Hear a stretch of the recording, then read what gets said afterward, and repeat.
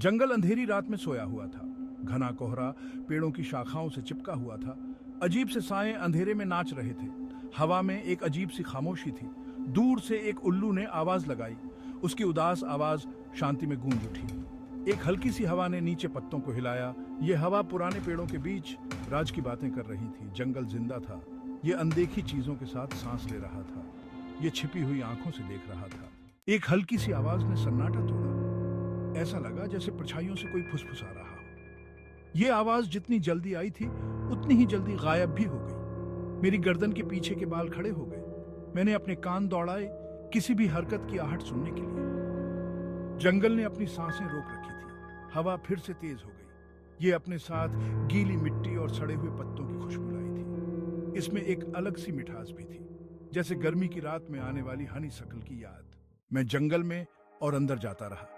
हर कदम भारी, हिचकिचाता हुआ लग रहा था। फुसफुसाहट फिर से शुरू हो गई। ऐसा लग रहा था जैसे वो मुझे घेरे हुए हैं और अंदर खींच रहे हैं। एक ऊंचे ओक के पेड़ के पास मैंने उसे देखा। एक पल के लिए दिखने वाला साया कोहरे में मुश्किल से दिखाई दे रहा था। वो एक टूटे हुए पेड़ के पास खड़ी थी। उसकी पीठ मेरी तरफ थी। उसका शरीर पतला था, लगभग पारदर्शी।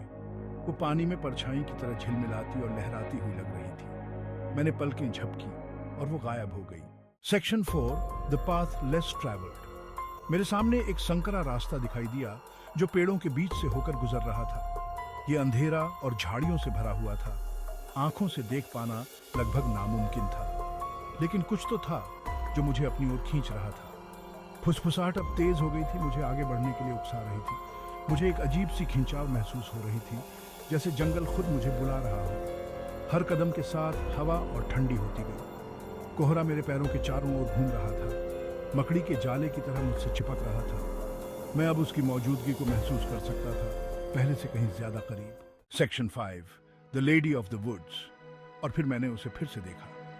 इस बार उसे पहचानने में कोई गलती नहीं हुई। वो रास्ते के बीच में खड़ी थी, पीली चांदनी की रोशनी में नहाई हुई। उसने एक लंबा फटा हुआ गाउन पहना हुआ था जिसका रंग बर्फ पर पड़ने वाली चांदनी जैसा था।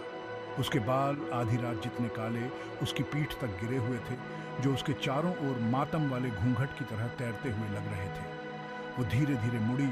उसकी हरकतें इतनी स्मूथ थीं जैसे गुरुत्वाकर्षण से मुक्त हो। उसका चेहरा खूबसूरत था, दिल को छू लेने वाला, लेकिन एक गहरे और गंभीर दुख से सराबोर। Section 6, silence falls. उसकी आंखें बड़ी और चमकदार मेरी आंखों से मिली। वो खोखली थी, दुख के खाली कुएं। उसका मुंह हिला जैसे वो कुछ कहने की कोशिश कर रही हो, लेकिन उसके होठों से कोई आवाज नहीं निकली। मैं उसे देखता रहा, जादू सा हो गया था। मैं उस तक पहुंचना चाहता था, उससे बात करना चाहता था, उसे दिलासा देना चाहता था, लेकिन कुछ तो था जो मुझे रोक रहा था। विस्मय का भाव, अत्यधिक उदासी का।